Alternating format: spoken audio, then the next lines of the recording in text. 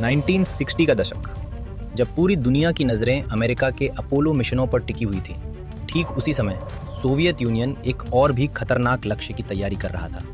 चांद नहीं, बल्कि वीनस, एक ऐसा ग्रह जिसे आज हम सोलर सिस्टम का सबसे खौफनाक प्लेनेट कहते हैं। उस वक्त वैज्ञानिकों को लगता था कि वीनस और पृथ्वी लगभग एक जैसे हैं, दोनों का आकार मिलता जुलता, सूरज से दूरी भी लगभग समान।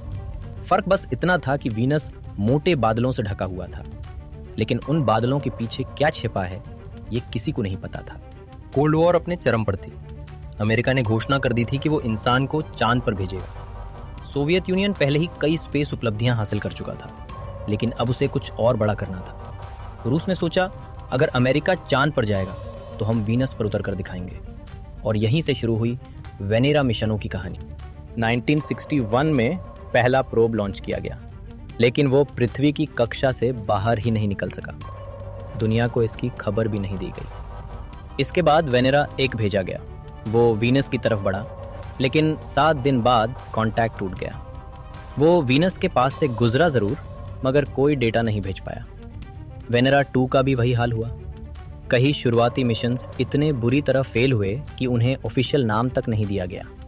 इन्हें हिस्ट्री में घोस्ट मिशंस कहा जाता है।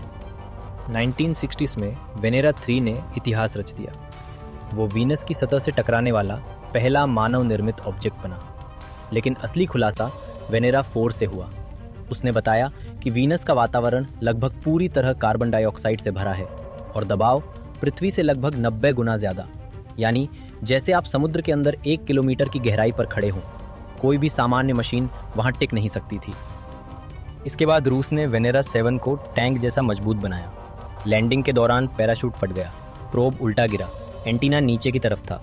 फिर भी वो 23 मिनट तक सिग्नल भेजता रहा, और जो डेटा आया उसने वैज्ञानिकों को हिला दिया।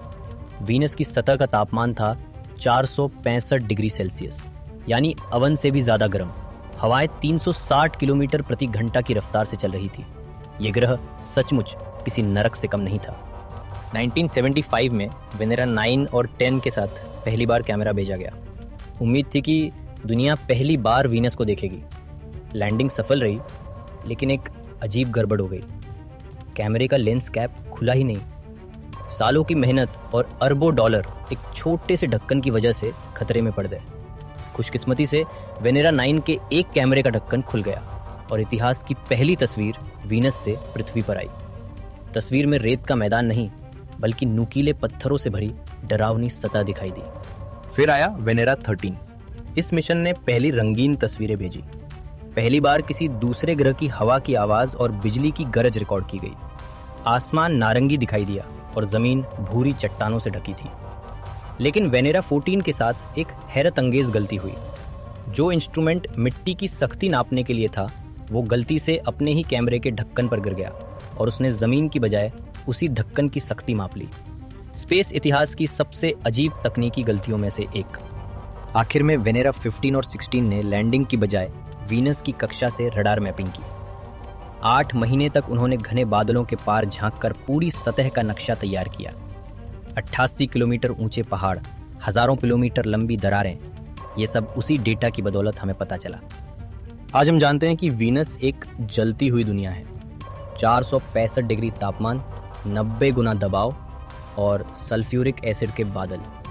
शायद इसी वजह से इतनी आधुनिक तकनीक होने के बावजूद भी इंसान वहां दोबारा उतरने की हिम्मत नहीं कर पाया। लेकिन एक सवाल आज भी बाकी है। अगर वीनस के बादल सल्फ्यूरिक एसिड से बने हैं, तो तेजाब की बारिश जमीन तक क्यों नहीं पहुंचती? अगर आपको ये वीडियो पसंद आई हो तो वीडियो को लाइक और शेयर जरूर करें, और मिलते हैं अगली रहस्यमयी वीडियो में।